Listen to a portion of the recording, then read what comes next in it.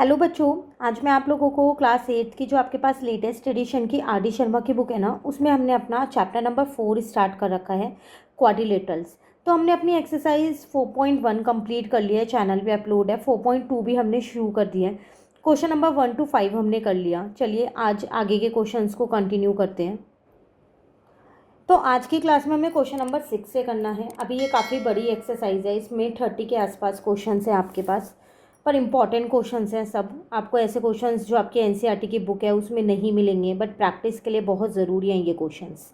ठीक है, सब प्रॉपर्टीज़ पे बेस्ड है ये क्वेश्चन, इन चीज़ का ध्यान रखना है। तो प्रॉपर्टीज़ आपको सब आनी चाहिए ताकि आप क्वेश्चंस को अच्छे से कर पाओ।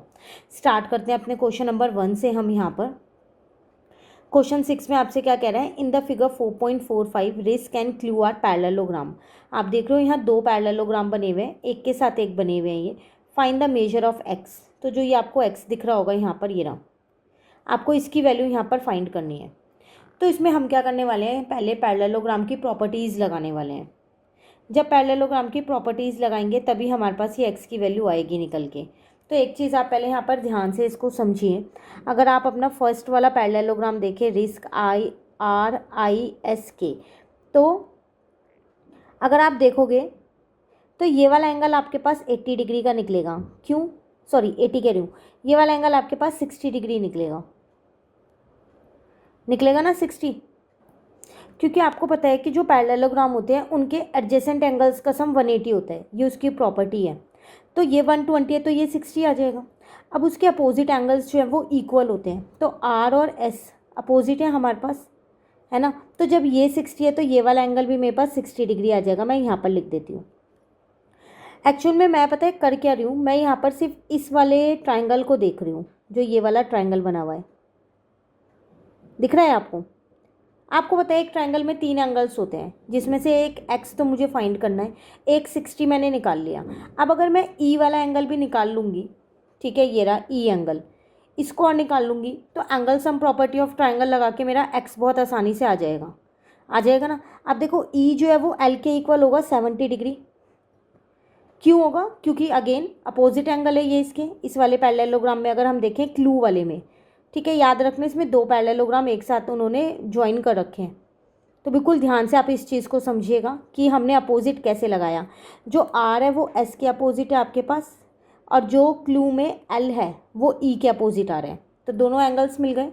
अब थर्ड वाला एंगल आप बहुत ईजिली निकाल सकते हो, है ना। तो इसी चीज़ को अब हम यहाँ पर लिख के कर लेते हैं कि किस तरीके से हम इसे सॉल्व करेंगे। तो मैंने यहाँ पर लिख दिया अपना आंसर नंबर 6। सबसे पहली बात मैंने क्या किया, वो दो एंगल्स निकाले जो मैंने अपोजिट से निकाले थे। तो मैंने यहाँ पर लिख दिया एंगल ई जो बन रहा था मेरा, वो एंगल आर के इक्वल होगा, जो कि 60 डिग्री आ रहा था। अब एंगल आर भी मैंने खुद ही निकाला था 60 डिग्री, तो पहले मैंने यहाँ पर लिखा opposite angle of parallelogram are equal.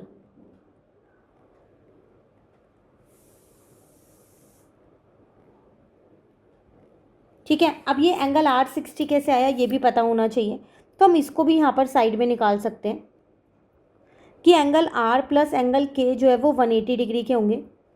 तो एंगल आर ऐसे ही है मेरे पास, एंगल के था 120 डिग्री इज इक्वल्स टू में 180। तो यहाँ से मेरे पास एंगल आर निकल के आ गया 180 माइनस का 120, तो कितना आ गया 60 डिग्री आ गया। पर रीज़न आपको देना पड़ेगा, तो वो मैं यहाँ लिख देती हूँ, adjacent angles of a parallelogram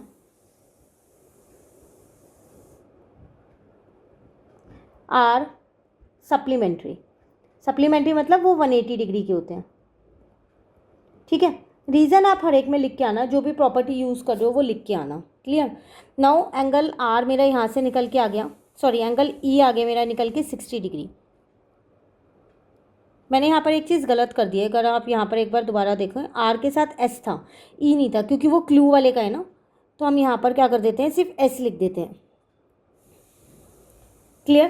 तो यहाँ से मेरा एंगल एस निकल के आ गया सॉरी।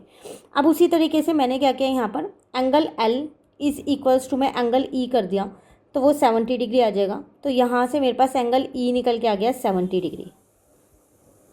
रीज़न आप ये सेम लिखोगे, opposite angle of parallelogram are equal.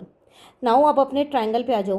In triangle, आपने जो भी इस ट्रायंगल को नाम दिया है, ई और एस तो था, मैंने यहाँ पर कटिंग पॉइंट पे ओ लिख दिया, तो ई ओ एस मेरा इस ट्रायंगल का नाम हो गया। In triangle E O S, तो angle E plus angle O plus angle S is equals to में 180 होगा, angle sum property of triangle. ठीक है, एंगल ई आपने 70 निकाला है, एंगल ओ आपको एक्स गिवन है, एंगल एस आपने 60 निकाला है, तो यहाँ आ गया 180 डिग्री। इन दोनों को प्लस किया, 130 डिग्री आ गया, प्लस का एक्स इज इक्वल्स टू में 180 आ गया। यहाँ से आप अपनी एक्स की वैल्यू फाइंड कर सकते हो, तो वो आ जाएगी 180 माइनस का 130, तो आपके पास एक्स कितना आ जाएगा 50 डिग्री। और क्वेश्चन में अगर आप देखो तो आपको यहाँ पर एक्स ही फाइंड करना था इस क्वेश्चन के अंदर। ये रहा, क्लियर हो गया। क्वेश्चन आसान था, कोई मुश्किल नहीं था, बस प्रॉपर्टी पता होनी चाहिए थी यहाँ पर कौन सी लग रही है। चलिए क्वेश्चन नंबर 7 पे आ जाते हैं। इसमें आपसे क्या कह रहे हैं, two opposite angle of parallelogram, parallelogram के दो अपोजिट एंगल्स आपको गिवन है यहाँ पर 3x - 2 एंड 50 - x।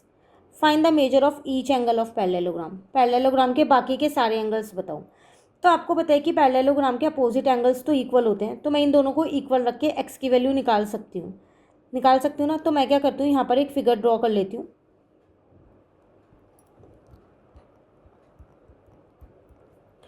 तो मैंने यहाँ पर क्या किया है, एक पैरेललोग्राम ड्रॉ कर लिया है।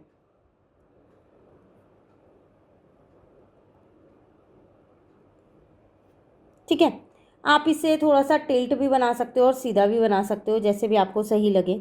तो मैंने इनको यहाँ नाम दे दिया A B C और D। ऐसा ज़रूरी नहीं है कि ये रेक्टेंगल है, देखो ये पैरेललोग्राम हो सकता है, ऐसा नहीं है। ठीक है, नाउ मेरे पास जो दो एंगल्स दे रखे थे अपोजिट एंगल्स, तो उनमें मैंने लेट कर लिया कि जो मेरा एंगल A था वो 3x - 2 डिग्री का था, अपोजिट है, तो B को मत लेट करना, C को लेट करना इसको। ठीक है, 50 - x डिग्री का है, ये मैंने लेट कर लिया यहाँ पर। अब मुझे पता है कि in parallelogram opposite angles are equal, तो पहले मैंने ये चीज़ लिख दी, इन पैरेललोग्राम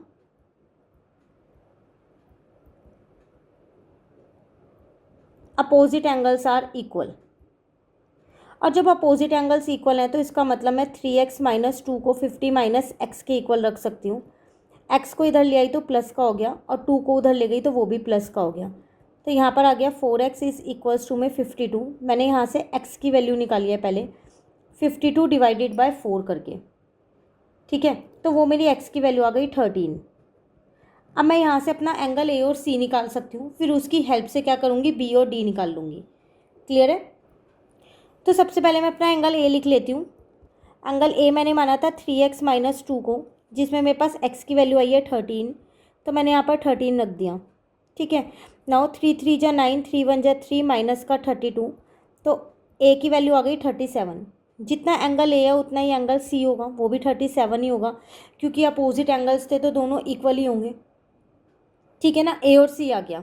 अब बात करते हैं एंगल B और D की। तो हमें पता है angle A plus angle B जो है वो 180 डिग्री होगा। क्यों, अगर हम रीज़न देखें तो एडजेसेंट एंगल्स जो है वो सप्लीमेंट्री होते हैं पैरेललोग्राम में। Adjacent angles of parallelogram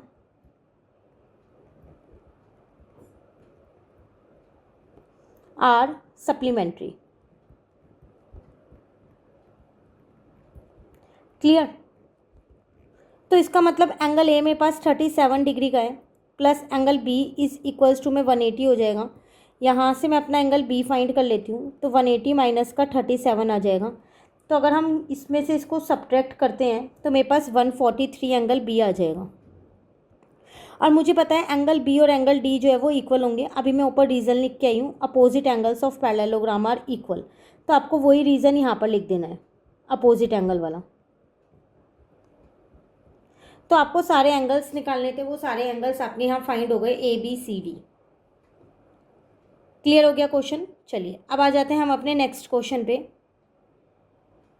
question number 8 है हमारे पास। यहाँ पर कह रहे if an angle of a parallelogram is 2/3 of its adjacent angle, मतलब एक एंगल है पैरेललोग्राम का, वो अपने एडजेसेंट एंगल के 2/3 है। Find the angles of parallelogram, parallelogram के जो भी बचे हुए एंगल्स हैं वो आपको क्या करना है, यहाँ पर फाइंड करने हैं। तो अगेन अगर मैं यहाँ पर अपने फिगर ड्रॉ कर लूँ एक बारी,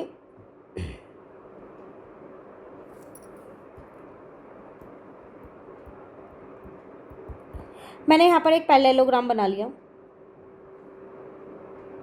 ठीक है। इसको मैंने नाम दे दिया ABCD। कह रहे एक एंगल जो है वो दूसरे एडजेसेंट एंगल का 2/3 है। देखो मुझे इन्फॉर्मेशन में कोई भी एंगल नहीं दे रखा, ठीक है, तो मैंने यहाँ लेट कर लिया। लेट मुझे पता है A और B एडजेसेंट एंगल है, तो जो एक एंगल है वो दूसरे एंगल का 2/3 है, तो एंगल A को मैंने मान लिया वो 2/3 है एंगल B का। और मुझे ये भी पता है कि इन दोनों का जो सम होता है वो 180 डिग्री होता है। अगेन वही एडजेसेंट एंगल वाली प्रॉपर्टी आप यहाँ पर लिख दोगे, adjacent angles of a parallelogram, पूरी प्रॉपर्टी आपको यहाँ पर वो लिखनी है, ठीक है। नाउ एंगल A की जगह मैं 2/3 एंगल B लिख सकती हूँ, और ये एंगल B ऐसी है और ये 180 ऐसी है। इसके नीचे कुछ नहीं है, 1 लिख दिया मैंने यहाँ पर, ठीक है। 3 मैंने यहाँ एलसीएम लिया तो यहाँ आ गया 2 angle B plus 3 angle B is equals to में 180 डिग्री। तो ये बन गया मेरा 5 एंगल B, और इस 3 को मैं दूसरी साइड पे ले गई तो वो मल्टीप्लाई का हो गया।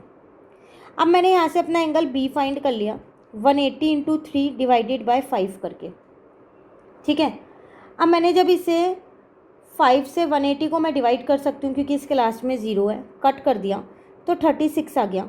तो यहाँ से मेरा एंगल B निकल के आ गया, तो वो कितना आया 36 इंटू में अगर आप 3 करोगे तो 108 डिग्री।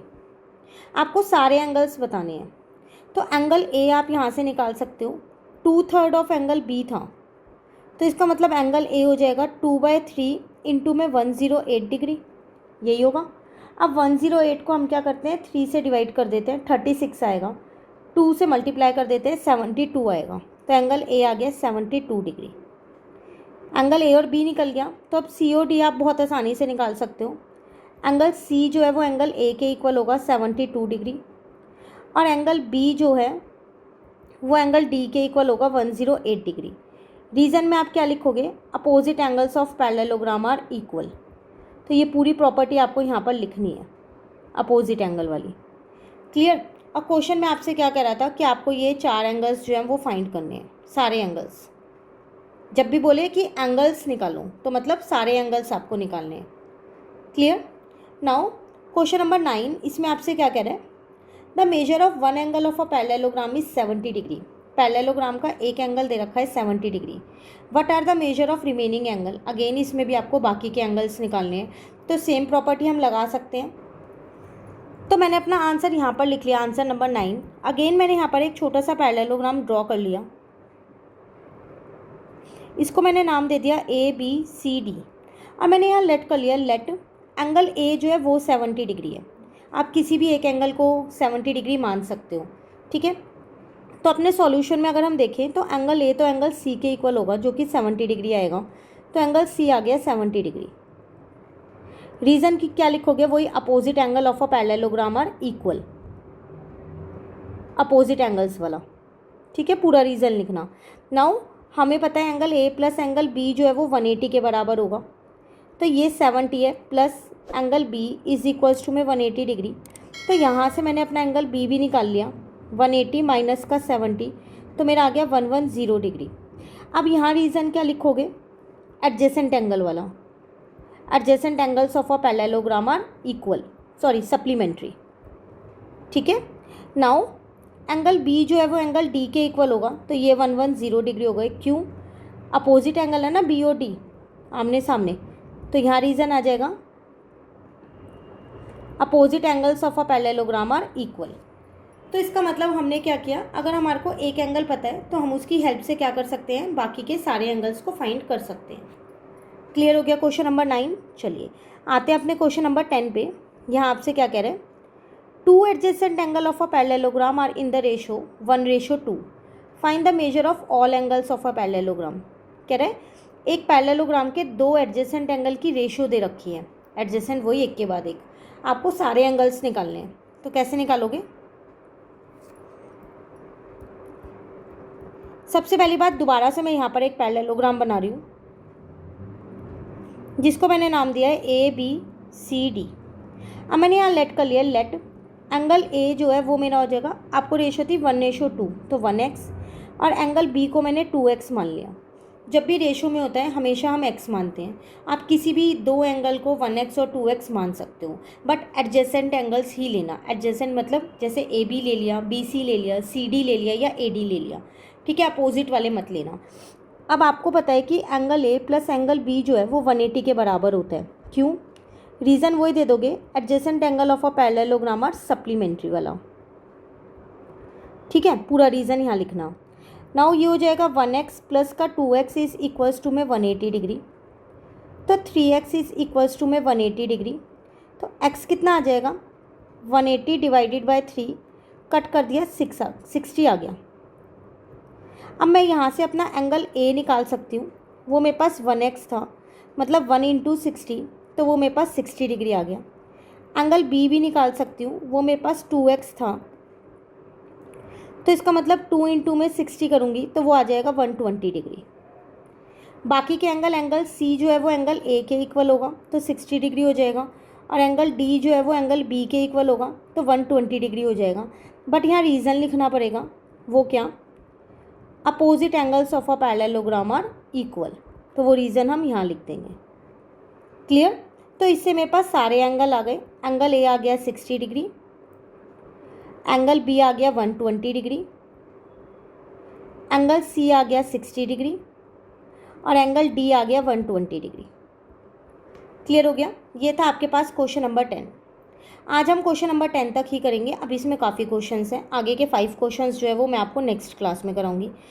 RD शर्मा के सारे सॉल्यूशंस आपको इसी चैनल पे मिलेंगे। चैप्टर नंबर 1 ऑलरेडी अपलोड हो चुका है, चैप्टर नंबर 2 भी साथ साथ अपलोड हो रहा है, प्लस चैप्टर नंबर 4 क्वाड्रिलेटरल्स है, तो ये भी आपका साथ साथ अपलोड हो रहा है। तो वीडियो अच्छी लगे लाइक ज़रूर कीजिए, फ्रेंड्स के साथ भी इसे शेयर कीजिए ताकि सब जने ज़्यादा से ज़्यादा क्वेश्चंस की प्रैक्टिस कर सकें। NCERT का कोर्स तो आप लोगों को पता ही है कि पहले से ही चैनल पे पूरा कोर्स अपलोड है। Thank you.